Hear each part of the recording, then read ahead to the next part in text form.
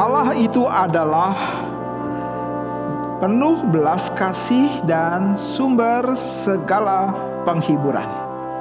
Dia memberikan itu. Hai orang Kristen, kalau kamu hidup dalam kehendak Allah, maka satu hal kebenaran yang akan kamu dapat, karena kehendak Allah inilah, maka kamu akan mengalami banyak sekali kesulitan dan penderitaan. Menjalankan kehendak Allah itu suatu hal yang susah sekali. Bahkan kita bisa menjadi orang yang terseok-seok karenanya. Nah, kita bertemu Paulus di dalam bagian yang lain berkata, pada waktu aku menginginkan yang baik, yang jahat itu ada padaku.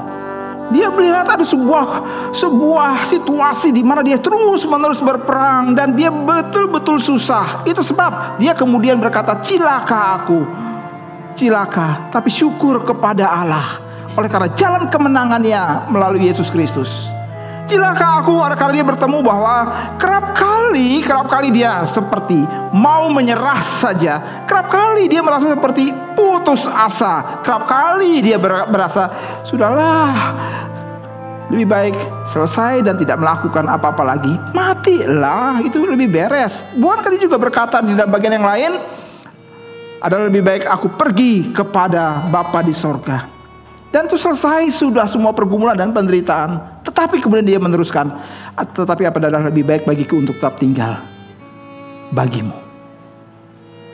Saudara, kalau kita tidak merasakan bahwa pergumulan untuk mengerti kehendak Tuhan itu akan mengakibatkan akan banyak tekanan-tekanan seperti ini, maka mungkin kita tidak pernah berada pada pergumulan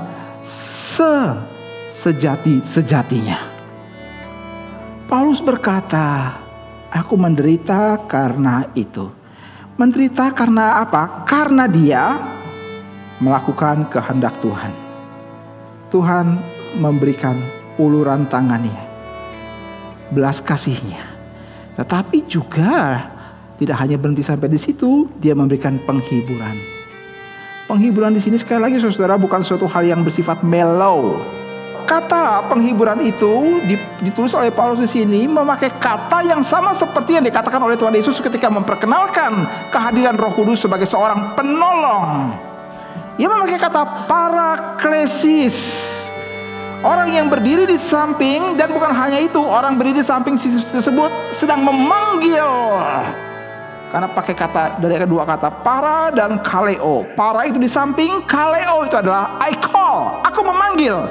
Aku memanggilmu, aku memanggilmu. Berarti itu suatu panggilan untuk datang kepada seseorang untuk membantunya. Apa arti penghiburan dari itu? Arti penghiburan itu adalah aku ditarik oleh Tuhan kepadanya. Aku ditarik kepadanya. Dan penghiburan yang aku dapat bukan berarti ia mengangkat beban itu sehingga aku tidak memikul apapun juga. Beban itu selalu ada di pundak kita. Kalau kita adalah orang yang mencari kehendak Tuhan dan mau hidup dalam kehendak Tuhan, pasti ada dan gak pernah bisa ditinggalkan dan tidak akan pernah diturunkan dari pergumulan kita. Yang ada adalah kalau kita datang kepada Kristus, justru ditambahkan beban yang baru di dalamnya. Berapa banyak orang Kristen yang ketika mempunyai beban, dia takut sekali datang kepada Tuhan, karena dia tahu kalau dia datang kepada Tuhan justru tambah berat. Matanya tidak melihat dan tidak akan pernah bisa melihat. Tuhan adalah penuh dengan belas kasih dan sumber segala penghiburan.